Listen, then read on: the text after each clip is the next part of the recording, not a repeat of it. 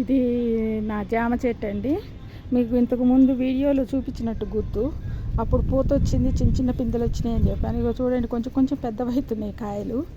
ఇక్కడ ఒకటి, ఇక్కడ ఒక 4 ఉన్నాయండి. ఇవి కూడా కొంచెం పెద్దగా అవుతున్నాయి. అదే చూపిద్దామని. ఇది నేను చిన్న గింజ నుంచి వేసుకున్నానండి. నేను తిన్న కాయకి అది నాకు టేస్ట్ చాలా నచ్చి వేసుకున్నాను. లోపల చాలా స్పాంజీ లాగా ఉంటుందండి కాయ. చాలా స్వీటు, శ్వేతవర్ణంలో ఉంటుంది. మంచి తెల్లటి కాయ, చాలా మంచి టేస్టు. గింజ కూడా అంత గట్టిగా కూడా ఏముండదు, చాలా బాగుంటుంది. ఇక్కడ ఒక కాయ వచ్చిందండి.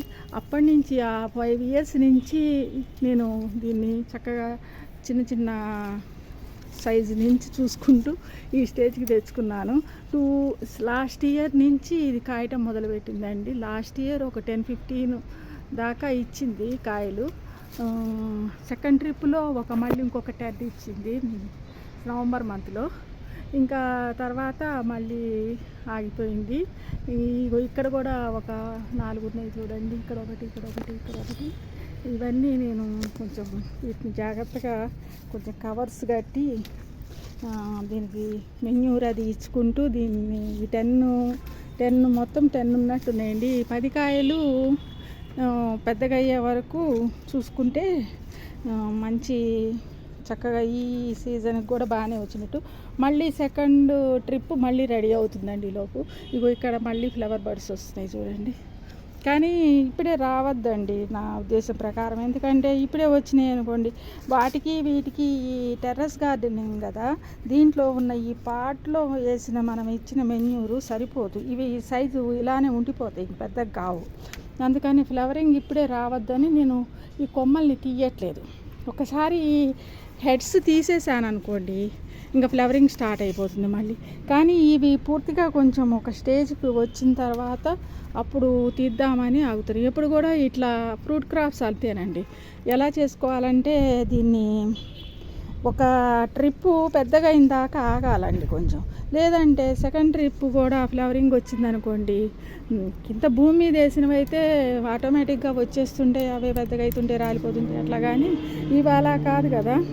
మనకు ఎంతవరకు అవసరమో అంతవరకు పండించుకుంటూ ఉంటాము ఈ టెర్రస్ గార్డెనింగ్లో. ఎందుకంటే మనం ఇచ్చే మెన్యూరు, మనం ఇచ్చే పెస్టిసైడ్స్, మనము ఇచ్చే ఫుడ్ దానికి సరిపోవాలి. ఈ చిన్న కుండీలో ఇంచి తీసుకోవాలి కదా. అందుకని ఏంటంటే ఈ 10 ఫ్రూట్స్ కొంచెం పెద్దగా అయిన తర్వాత మనము మళ్ళీ ఫ్లవరింగ్ వచ్చేటట్టు చేసుకున్నాం అనుకోండి, అప్పుడు ఇవి మనకు మంచిగా ఒక స్టేజ్కి వస్తాయి. మళ్ళీ ఇవి హార్వెస్ట్ చేసేలోపు ఇవి మళ్ళీ ఫ్రూట్ ఫార్మింగ్ అయితే మళ్ళీ వీటిని మళ్ళీ పెద్దగా అయ్యే వరకు మనం చూసుకోవచ్చు. అందుకే ఈ హెడ్స్ కట్ చేయకుండా ఉంచానండి. ఇక్కడ నాకు ఇంకొక వెరైటీ కూడా ఉందండి. ఇది జామ చెట్టే. ఇది ఏంటంటే లోపల రెడ్గా ఉంటుంది అన్నమాట. అది లోపల శ్వేతవర్ణం, ఇది లోపల పల్పు రెడ్ కలర్. ఈ 2 చాలా ఇష్టంగా వేసుకున్నానండి. ఇది చూడండి ఎంత గుబురుగా వెజిటేటివ్ గ్రోత్ దీన్ని కట్ చేయట్లేదు. ఎందుకంటే ఇది కట్ చేస్తాను. ఈ రెయినీ సీజన్ అయిపోయింది, కొంచెం రెయిన్స్ తగ్గిన తర్వాత చేద్దామని ఆగాను. ఇది కూడా కట్ చేశాను అనుకోండి, ఇది కూడా మనకు ఇంకా ఫ్లవరింగ్కి వస్తుంది అనుకుంటున్నా. ఎందుకంటే లాస్ట్ ఇయర్ స్టార్ట్ అయింది ఫ్లవరింగు. 1-2 కాయలు ఇట్లా చూపించేసేసి రాలిపోయినాయండి. దానికి ఇంకా మరి సరిపోలేదు మెన్యూ నేను ఇచ్చింది. ఈ ఇయర్కి చేద్దాంలే, ఇంకా దాన్ని టైం తీసుకుందామని ఆగాను అనమాట. దీన్ని ఇప్పుడు మళ్ళీ ఈ హెడ్స్ అన్నీ నేను ఇలా తీసేసేయాలన్నమాట. నేను ఇలా తీసాను అనుకోండి, తీసి మెన్యూర్ ఇవ్వాలి.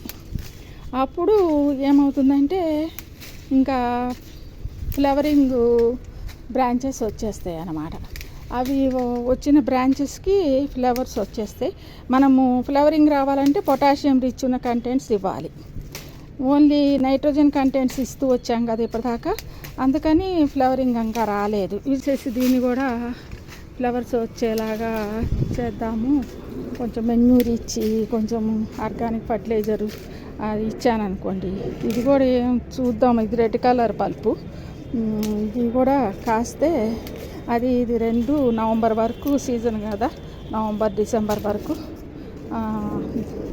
కాయలు రావాలి. మరి అదే ఇంకో 2 daysలో దీన్ని కూడా కట్ చేసేసి మొత్తం ఫ్లవర్స్ వచ్చిన తర్వాత మళ్ళీ ఇంకో వీడియో తీసి పెడతానండి. Organic manure with kitchen waste, కొంచెం పుల్లటి మజ్జిగ, ఫెర్మెంటెడ్కి. సాయిల్ ఫెర్మెంట్ అయితేనే ఫాస్ఫరస్ రీచ్ అవుతుంది సాయిల్, అప్పుడే మనకు ఫ్లవర్స్ కూడా నిలబడతాయి అన్నమాట. అట్లా అవి ఎన్పికే లెవెల్స్ బ్యాలెన్స్డ్గా చూసుకుంటూ చేస్తే అప్పుడు ఫ్లవర్స్ వస్తాయండి. వచ్చిన తర్వాత మనము ఇంకా ఫ్రూట్స్ ఫార్మేషన్ వరకు ఆ ఫ్లవర్స్ రాలిపోకుండా వాటిని కొంచెం కేర్ తీసుకుంటూ ఉంటే కనుక పెట్స్ అటాక్ అవ్వకుండా. ఫ్లవర్ బర్డ్స్ వచ్చినాయి అంటే పెట్స్ కూడా అటాక్ అవుతాయండి. ఫ్రూట్స్ చూపించింది కాబట్టి ఇంకా ఫ్లవరింగ్ స్టేజ్కి వచ్చినట్టే. ఈ ఇయర్ దీని సంగతి కూడా చూద్దాము, ఇది కూడా ఇవ్వాలి. ఫ్రూట్స్ రెడీ అయింది అనిపిస్తుంది నాకు. దీన్ని కూడా ఇవన్నీ కట్ చేసుకొని ఇలాగా స్టెమ్స్ అన్నీ కట్ చేసి పెట్టాను అనుకోండి. ఈ హెడ్స్కి ఇంకా ఈ హెడ్స్కి వస్తాయేమో చూశాను కానీ రాలేదు. అంటే ఏంటంటే మనం వీటిని కట్ చేస్తేనే ఇది ఫ్లవర్స్ వస్తాయి అన్నమాట, బడ్స్ వస్తాయి బ్రాంచెస్కి. అందుకని ఈ బ్రాంచెస్ అన్నీ కట్ చేయాలి. 2-3 డేస్లో దీన్ని మొత్తాన్ని కట్ చేస్తానండి. కట్ చేసేసి దీన్ని కూడా ఫ్లవర్స్ వచ్చేలా మళ్ళీ ఒక 15 డేస్ తర్వాత దీని సంగతి మీకు మళ్ళీ ఇది ఎంత వరకు ఇంప్రూవ్ అయింది, ఏం చేసింది, దీన్ని మనకి ఎలా రిజల్ట్ ఇచ్చింది అన్నది ఇంకో వీడియో తీసి పెడతానండి. ఓకేనా అండి? థ్యాంక్స్ అండి.